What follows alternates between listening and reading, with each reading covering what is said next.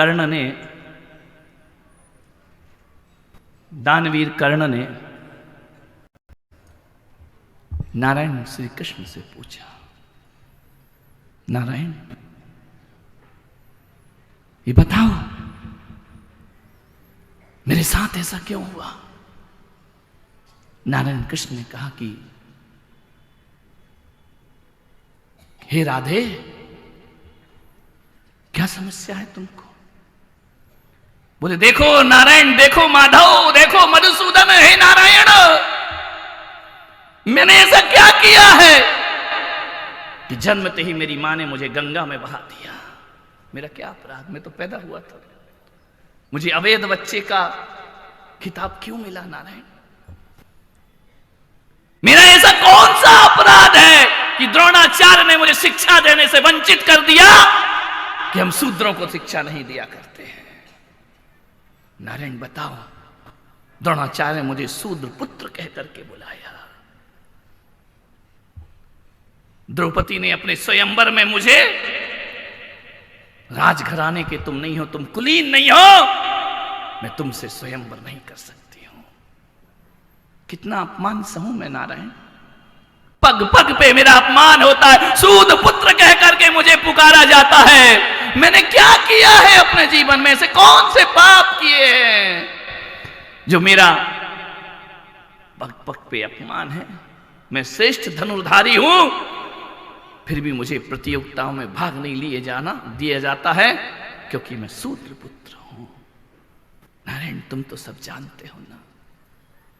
नारायण कृष्ण ने कहा कि हे कौन्ते, हे राधे, अपने बारे में नहीं, कभी मेरे बारे में सोचना। मेरा जीवन कौन सा संघर्ष और उपसर्ग से रहित है। मेरा जन्म मामा की जेल में होता है।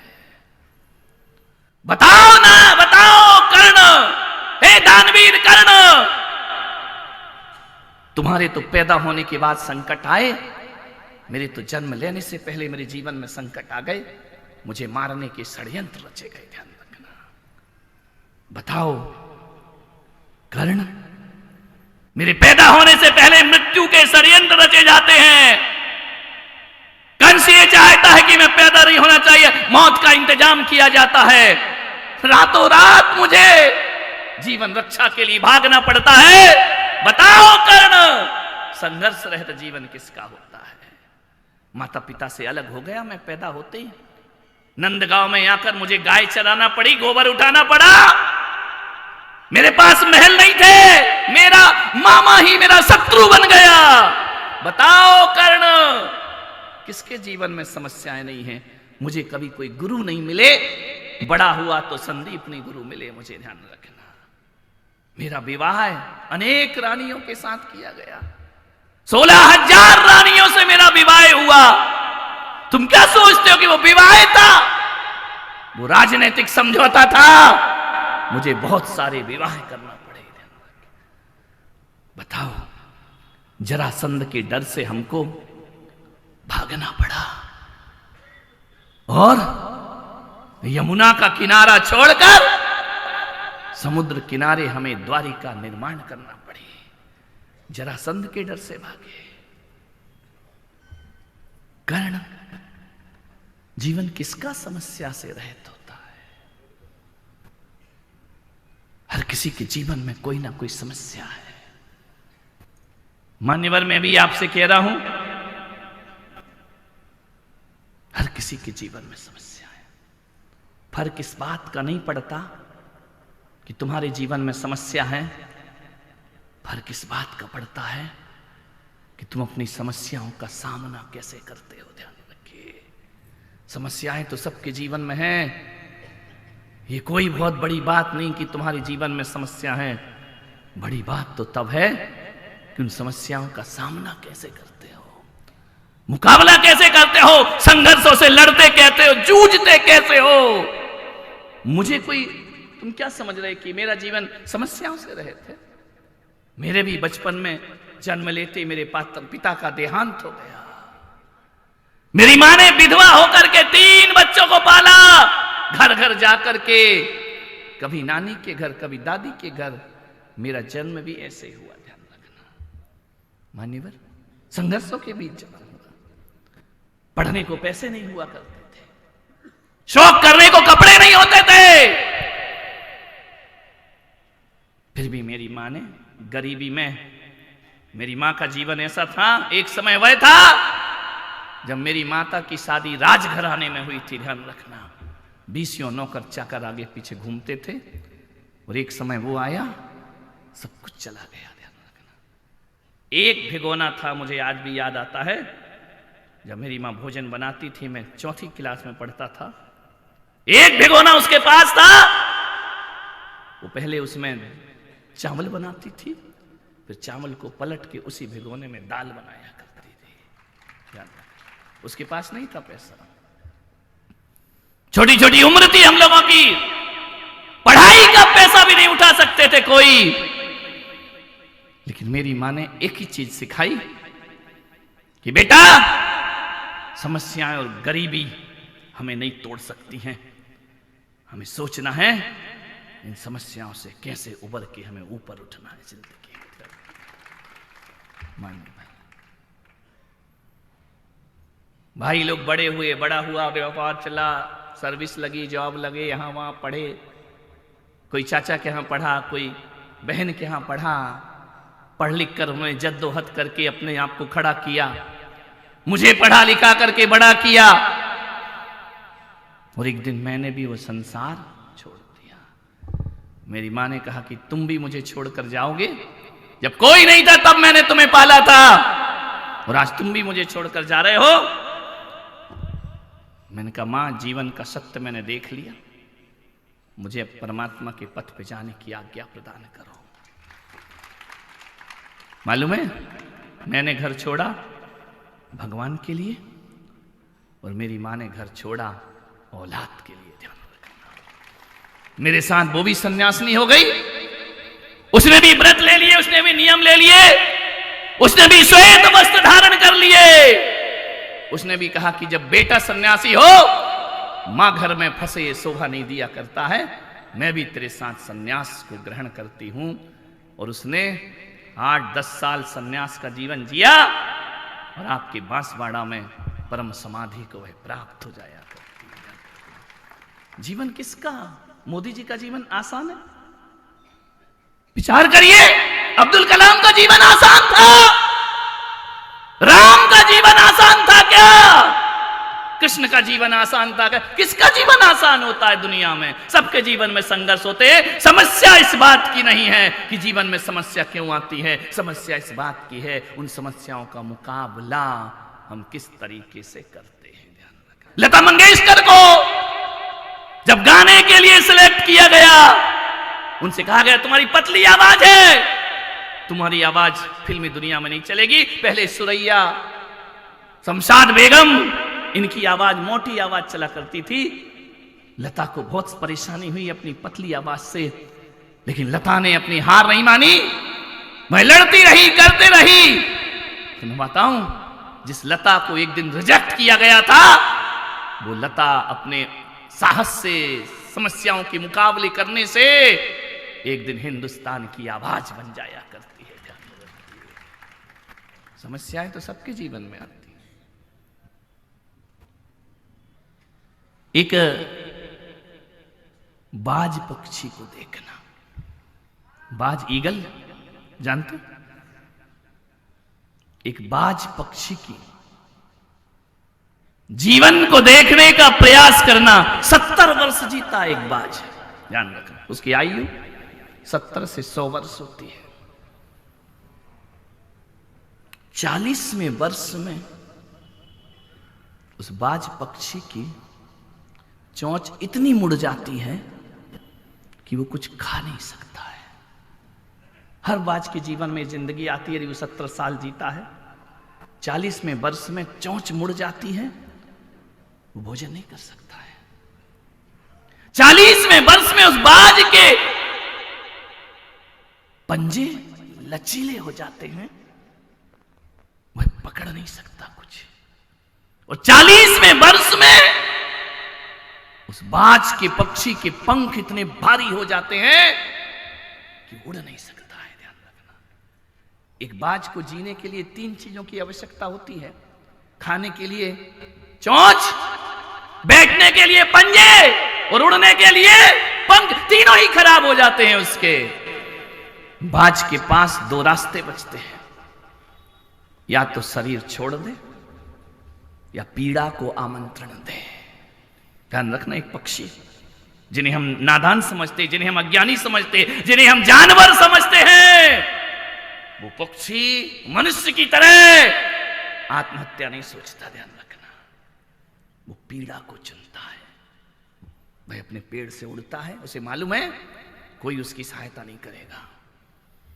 ये बाजों का जो झुंड है, ये भी मेरी कोई हेल्प नहीं करेंगे। ये मुझे, यदि मैं ऐसा पड़ा रहूंगा तो मेरे साथी मुझे नोच नोच करके खा जाएंगे। ध्यान रखना, वो बाज उड़ता है, दूर जंगल में जाता है, धीरे धीरे उड़ के जंगल में पहुंचता है और एक बड़ी चट्टान के ऊपर जाकर बैठता है।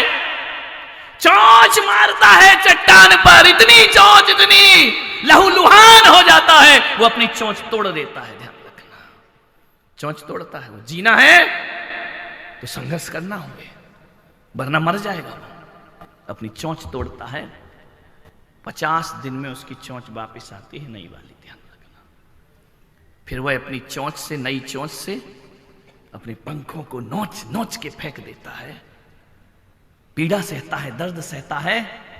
50 दिन बाद उसके पंख आते हैं, फिर अपने पंजों को तोड़ता है, चट्टान से मार मार करके पंजे तोड़ देता है। 50 दिन बाद नए पंजे आते हैं। मालूम है, 150 दिन की तपस्या करता है एक बाज अपनी जिंदगी को जीने के लिए।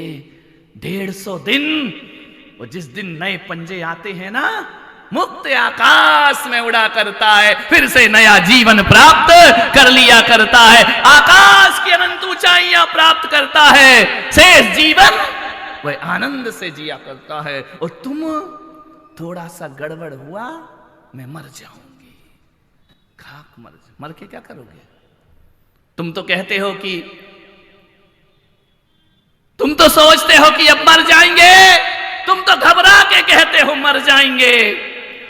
मर के भी घबरा गए तो फिर किधर जाएंगे? ध्यान रखना, महिलाओं को सहनशीलता नहीं है, घरों में आत्महत्याएं हो रही हैं, सुसाइड हो रहा है, थोड़ी थोड़ी सी बातों में तलाक हो रहा है, कुछ सहन करने को कोई तैयार नहीं। महाजन लोग तलाक कर रहे हैं, कर्ज ले लेते हैं, नहीं चुकता है, सुसाइड कर लेते हैं। बच्चे फेल हो जाएं तो आत्महत्या कर लेते हैं। मान्यवर, किसान फसल सूख जाए तो आत्महत्या करता है, फांसी के फंदे पर लटक जाता है। मैं कहता हूं कि देश की सरकारें तुम्हें नहीं बदल पाएंगी। हम संतों के प्रवचन सुनो, जीने की आस पैदा हो जाएगी जिंदगी। हर कोई थोड़ी थोड़ी बात पे आत्महत्या करता है, एक दूसरे को मरने मारने पे उतारू हो जाता है आदमी, थोड़ी सी चीजों के लिए दूसरे की हत्या करता है, वो जब नहीं मिलती तो खुद की आत्मा हत्या। दोनों चीजों से बचो। महावीर कहते हैं, जियो और जीने दो, न मरो न मारो। सुंदर जीवन मिला है। अरे जिंदगी सीखना है, पुलक सागर से ना सीख सको, किसी बाज से सीखना, नया जीवन कैसे प्राप्त किया जाता है। हताश क्यों हो जाते हो? पहुंचे कर अश्क अपनी आंखों के, मुस्कुराओ तो कोई बात बने। पहुंचे कर अश्क अपनी आंखों के, मुस्कुराओ तो कोई बात बने। सर झुकाने से कुछ नहीं होता, सर उठाओ तो कोई बात बने। सर उठाओ तो कोई बात बने। जिंदगी भीख में नहीं मिलती, जिंदगी बढ़ के छीनी जाती है। अपना हक संग दिल जमाने से अपना हक संग दिल जमाने से छीन लाओ तो कोई बात बने, पहुंचे कर अश्क अपनी आंखों के, मुस्कुराओ तो कोई बात बने। मान्यवर,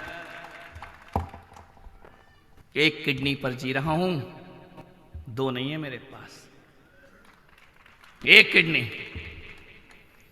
जो दो किडनी वाले नहीं करते वो मैं एक किडनी वाला करके दिखा रहा हूं। 24 घंटे में एक बार अन्न जल लेता हूं, अंजलि भर पानी, कभी मिलता है कभी वो भी नहीं मिलता है, ध्यान रखना। लेकिन मैं इसलिए नहीं बता रहा हूं कि मैं तुम्हारी दया का पात्र बनूं, नहीं। मेरी मां ने सिखाया था किसी की दया और कृपा के पात्र मत बनना, अपनी जिंदगी को स्वाभिमान से जीने का प्रयास करना। मुझे किसी की दया नहीं चाहिए, किसी की कृपा नहीं चाहिए। यदि कृपा चाहिए तो मेरे पारसनाथ की और मेरे महावीर की मुझे कृपा चाहिए। जगत के सामने क्या गिड़गिड़ाना, जिंदगी अपनी है, अपनी जिंदगी अपने तरह से जीना है। मेरे पैर में प्रॉब्लम है लेकिन फिर भी चल रहा हूं, ताकत रखता हूं, चलता हूं। ध्यान रखना, जिंदगी से हार थोड़ी मानी जाती है, जिंदगी को जिया जाता है मेरे भाई। आपसे निवेदन है,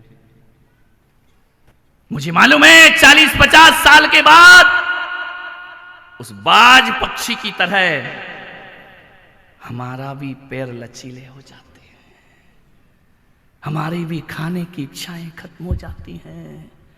एक उम्र ऐसी आती है, चलना फिरना मुश्किल हो जाता है। लेकिन मैं आपसे कह रहा हूं, लचीला जीवन त्यागो, आलस के पंख उखाड़ो और भूतकाल की चोंचें तोड़ दो, तुम्हारे जीवन में कोई समस्या नहीं रहेगी। ध्यान रखना, जीवन आनंद में परिवर्तित हो जाएगा।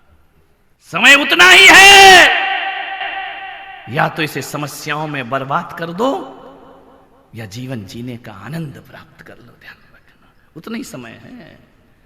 ऋषभदेव के समय भी दिन और रात कितने घंटे के थे? 24 घंटे के। महावीर के समय, राम के समय, कृष्ण के समय, विवेकानंद के समय, कुंदाचार्य के समय 24 घंटे के दिन रात थे, और हमारे समय भी 24 घंटे के दिन रात है। वो जिनने भी पाया है इन 24 घंटों में पाया है। ध्यान रखना, वो जिसे भी मिलेगा इन्हीं 24 घंटों में मिलेगा। मैं आपसे निवेदन करता हूं कि जिंदगी को लंबा मत बनाओ, जिंदगी को गहरा बनाने का प्रयास करिए। ध्यान रखना, कितने साल जिए इसका कोई महत्व नहीं है, कितनी गहराई से जिए ये जीवन की उपलब्धि हुआ करती है। ध्यान रखना, लंबा जीवन जी के करोगे क्या? मैं तो इतना ही कहता हूं कि मुझे भी कोई लंबे जीवन की इच्छाएं नहीं है, बस इतना है कि जितना जीवन है, जो शेष है, वो गहराई से जी सकूं और इस जगत के लिए कुछ कर सकूं। जगत का कल्याण मेरी वाणी से हो जाए। मेरे पास मंत्र नहीं है, तंत्र नहीं है, गंडा नहीं है, ताबीज नहीं है, कुछ नहीं है। गंडा ताबीज से, मंत्रों से तुम्हारा कुछ हो या ना हो, यदि वाणी से तुम्हारा जीवन बदलता है तो मैं सोचता हूं मेरा बोलना सार्थक सफल हो जाता है। मान्यवर।